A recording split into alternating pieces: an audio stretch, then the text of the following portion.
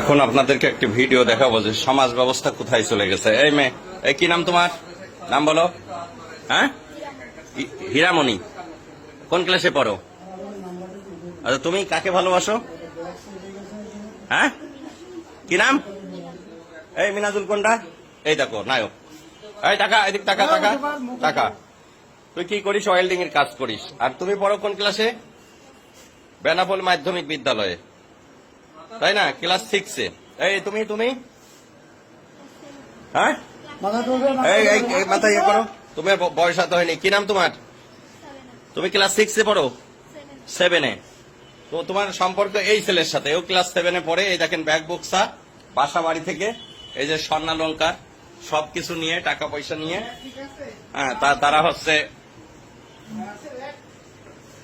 টাকা পয়সা স্বর্ণালঙ্কার সব নিয়ে বাড়িতে বেতনা এক্সপ্রেসে তারা চলে যাচ্ছিল।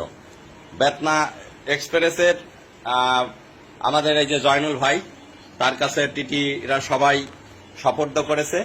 পরে আমার বাড়িতে নিয়ে আসছে, এমন প্রয়োজনীয় ব্যবস্থা গ্রহণ করা হবে।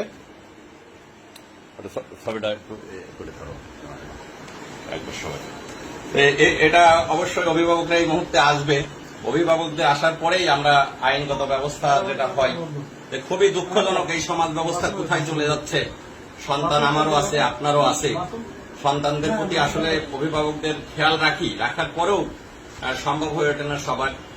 ওই একটা মেয়ের বাবা থাকে বিদেশ, আর এটা ক্লাস 7-এ পড়ে, তারা একই স্কুলে পড়ে, আর একটা ওয়েল্ডিং এর কাজ করে, খুবই অল্প বয়স্ক, যেটা মানে ভাবা যায় না।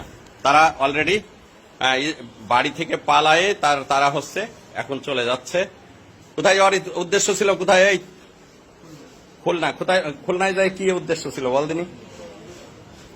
কি পরিকল্পনা করেছিলি বল, কথা বল। কি পরিকল্পনা করছিলি? কি পরিকল্পনা করছিলি? যাই কি বাসা ভাড়া নিয়ে থাকবে এরকম একটা চিন্তা ভাবনা?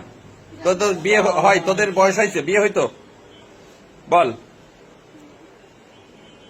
অযথা তো পুলিশকে তোরা হয়রানি করতি। যাই হোক ভিউয়ার্স, এই হচ্ছে সমাজের অধঃপতন। ভালো থাকবেন সবাই। আসসালামু আলাইকুম।